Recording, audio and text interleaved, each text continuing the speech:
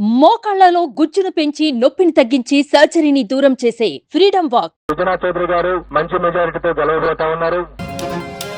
కైకలూరు నుండి పోటీ చేసినటువంటి మాజీ మంత్రి శ్రీ కామినేని శ్రీనివాస్ గారు గెలవబోతా ఉన్నారు. అలాగే విశాఖపట్నం నార్త్ నుండి పోటీ చేసినటువంటి విష్ణు కుమార్ రాజు గారు కూడా గట్టి పోటీ ఎదుర్కొంటున్నారు. వారు కూడా గెలిచేటువంటి అవకాశాలు ఉన్నవి.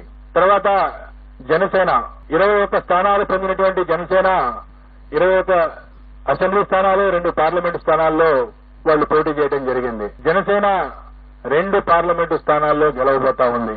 అలాగే అసెంబ్లీ స్థానాల్లో పిఠాపురం నుండి పోటీ చేసినటువంటి జనసేన పార్టీ వ్యవస్థాపక అధ్యక్షులు శ్రీ పవన్ కళ్యాణ్ గారు భారీ మెజార్టీతో గెలవబోతా ఉన్నారు. అలాగే ఆ పార్టీలో మరొక ముఖ్య నాయకుడైనటువంటి శ్రీ నాదెండ్ల మనోహర్ గారు గుంటూరు జిల్లా తెనాలి నుండి గెలవబోతా ఉన్నారు.